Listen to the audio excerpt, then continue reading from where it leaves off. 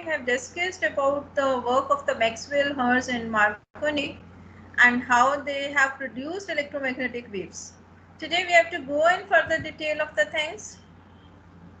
So this is by the conclusion of the previous lecture, you can say that when we took the cases when there is no charge, no conduction current, then your Maxwell gave the concept of the displacement current, and at that conditions your Faraday's and Ampere's laws, they are taking the symmetrical form. You can keep this thing in your mind that like your Faraday's law after modification by the Lenz's correction is this second law with you given by Faraday, that is E dot dl line integral when I am taking it is equals to minus of d phi b by dt. It means electric field change in the electric field is producing the your flux, and similarly if I am changing the magnetic field then electric flux is being produced. It means integral of b dot dl, it is equals to mu naught epsilon naught d phi e by dt. This term you have seen is the same value which I have got for the displacement current. So it means you should have the idea of the displacement current, and for your better understanding, then only you can say that changing or time varying electric fields, they are producing the space varying magnetic field, and similarly time varying magnetic fields, they are producing the space varying electric fields. It means when I am varying the electric field, then magnetic field is being produced, and when I am varying the magnetic field, then electric field is getting produced. And we have proved this thing in the previous lecture that electric field is perpendicular to the direction of propagation, and magnetic field is also perpendicular to the direction of propagation, and both these electric field and magnetic field, they are perpendicular to each other as well. So it means electric field and magnetic field, they are perpendicular to each other as well as to the perpendicular to the direction of propagation of wave. So if I am taking the wave is propagating along x-axis, then electric field is changing along the y-axis and magnetic field is changing along the z-axis. So you can draw your diagram for showing the electromagnetic wave like this. And of course, electric field and magnetic field, they are the sources for each other. That you have to keep it in your mind, that if I am changing the electric field or time varying electric field, that is producing the magnetic field and vice versa. Now if I want to see the speed of this electromagnetic wave, then this is simple mathematics which you can keep it in your mind, which is of course going to help you in solving the numericals as well. That when I am saying that my electromagnetic wave is moving along x-axis, then electric field is changing along the y-axis. So if I am taking at this time t, it is Ey, at time t it is given by Ey plus Dey. It means small change in the electric field is there. And then this equation we have done by the Faraday's law, that surface integral of your integral of E dot dl, it is equals to minus d phi b by dt. Then when you have to find the integral of E dot dl, that can be given by the area under the graph. If this length I am taking it as L on y-axis and this year's Dey is the change, then the area under the graph is giving me Dey into L, that is equals to integral of E dot dl. And if I want to see the magnetic flux B, phi B, that is given by B is changing along z-axis, this much is the distance moved dx. If I say L is, again I am taking the length, then phi B is the B into area. So B is along the z-axis, so I can write Bz into L dx. So if I equate these both the values to get this equation, Faraday relation true, then I am getting Dey into L, that is equals to minus d by dt of Bz L dx. So if I am finding this thing with you, of course L is getting cancelled, and dx I am taking here to the denominator of dy. I am getting dy by dx, it is equals to minus dBz upon dt. So when I am changing the electric field along the y-axis with distance dx, then the magnetic field along z-axis is changing like this. This is the relation we are finding. And we have seen the equations for, because like it is a progressive wave equation with you. For the electric field E, it is equals to E naught sine kx minus omega t. And I want to find derivative of Ey with respect to dx. Now this derivative, I have written the partial sign of derivative simply for the reason because this E, it is dependent upon x as well as t. So I'm not taking the complete derivative, I'm simply taking the derivative with respect to x. And when you take the derivative, E naught is constant, sine kx minus omega t derivative will be cos kx minus omega t into derivative of kx, which will be equals to k. You all know k is the propagation constant when we have done this equation for the progressive wave in class 11th, and the value of k is 2 pi by lambda. Similarly, if I write the value of B magnetic field in terms of the maximum amplitude, that is B naught sine kx minus omega t, then you can take its derivative with respect to time. I'm getting minus B naught omega naught cos kx minus omega t. Simply by finding the derivative of sine kx minus omega t, it is equals to cos kx minus omega t. And derivative of minus of omega t will be equals to minus omega. So you can write this equals to minus omega. This derivative of bz with respect to dt, it is negative of b naught omega into cos kx minus omega t. So you can equate to get this equation 3, then I am getting E naught, it is equals to omega upon k into b.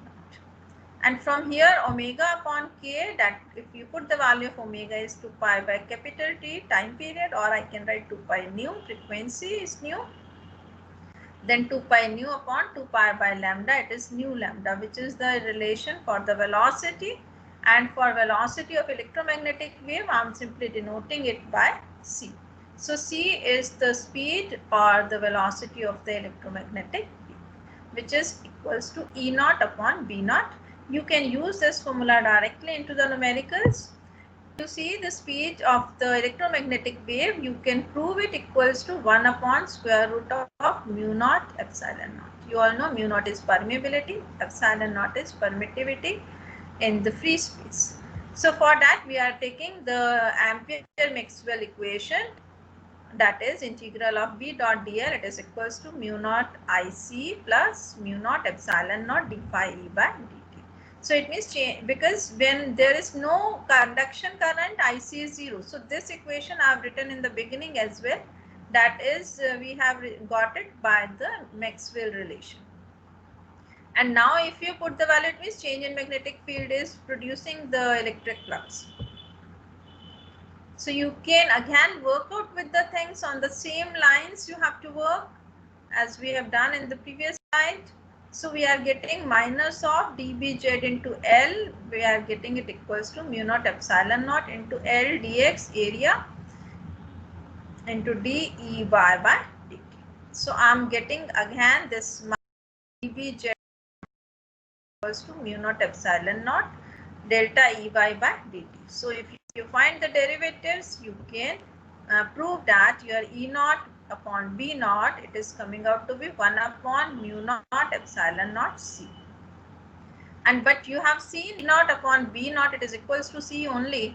So I can replace E naught upon B naught by C. So when I replace E naught upon B naught by C, I am getting C square, it is equals to 1 upon mu naught epsilon naught. Or I can say C, it is equals to 1 upon square root of mu naught epsilon naught. And if I am not moving in the free space or in vacuum, I am in some medium, then the formula I can write for the speed, that is equals to V equals to 1 upon mu epsilon. Mu will be of course the permeability in the given medium, and epsilon will be the permittivity in the given medium. The electromagnetic wave. So the heading with me is properties of electromagnetic waves. So when I am talking about the properties, the first thing of variation in both electric field and magnetic field is occurring simultaneously. So they are attaining the maxima or minima at the same time, at the same place, you can see. So this is the diagram. Here if electric field is maximum, at the same time the magnetic field is also maximum. So this you have to take care while drawing the diagram. Direction of E and B, they are mutually perpendicular. Of course, you have to try to show that direction are mutually perpendicular, and the formula for C we have derived, it is given by E naught upon B naught, where E naught and B naught, they are the amplitudes of the respective fields. It means the maximum displacement along the given axis, and C we are calling it as the speed of the electromagnetic wave, because light, whatever is the speed of the light, same is the speed of the electromagnetic wave. So optical effects are produced by the electric field E. So we can call electric field as the light vector also. That also you can keep it in your mind, that light vector and electric field or electric vector in this electromagnetic wave is same. And the speed of the electric field and magnetic field are same. So that is the same as the speed of light. Velocity of the electromagnetic wave in free space, you can write it by C equals to 1 by square root of mu naught epsilon naught. And if you are in the material medium, then it is equals to 1 upon square root of mu epsilon, which are the, of course, the permeability and permittivity in the given mediums. Of course, these are vectors when we are talking about, they are following the principle of superposition principle, which was given by Huygens. For the superposition of waves, we have already done, and in continuation of this, in the coming chapter, we will be dealing with this. Electromagnetic waves, they are carrying energy when they are propagating through the space, but this energy is equally divided into electric and magnetic fields. They are transferring the momentum to the objects which are placed on their path, and momentum formula, you can keep it in your mind. Momentum is given by U upon C, energy divided by the speed. When we have to talk about the material medium, it is not compulsory for the electromagnetic waves. They can travel without medium as well. They can travel in the medium. In the medium, of course, speed is getting affected. That you can see from the formulas we have discussed. And of course, the source for the electromagnetic wave is oscillating or accelerated charge, which was proved by Hertz experiment. Energy density formula is the same formulas which we have done for in the electrostatics and as well in the your magnetism chapter, that is 1 by 2 epsilon naught E square, or which is equals to 1 by 2 mu naught into B square, and if I take the maximum values, E and B can be replaced by E naught and B naught. That is the average energy density. Now, when electromagnetic wave is a radiation, it is imparting the pressure also, and the formula for pressure is given by Earth's intensity of that electromagnetic wave divided by the speed, or you can write it in terms of area and change in momentum also. Intensity formula is 1 by 2 c speed of light epsilon naught E square, which is of course the energy divided by area into time. It means energy density divided by time. So you can write the same thing in terms of either the magnetic field or in terms of the electric field. Now what it is that if I arrange all the electromagnetic waves what I have discovered in a particular order, either in the ascending order or in the descending order of frequency or wavelength, then this order which I am getting, this is termed as electromagnetic spectrum. So if electromagnetic spectrum, it is simply the orderly distribution of the electromagnetic waves either in the ascending or descending order of wavelengths or frequencies. So you can see all these electromagnetic waves we have come to know till now. So gamma rays, X-rays, ultraviolet rays, visible rays, which are of course further you know about VIBGYOR when I split the white light, infrared radiations, microwaves and radio waves. Radio waves further we are having so many divisions with us according to how we are using them. Like we are having short radio waves.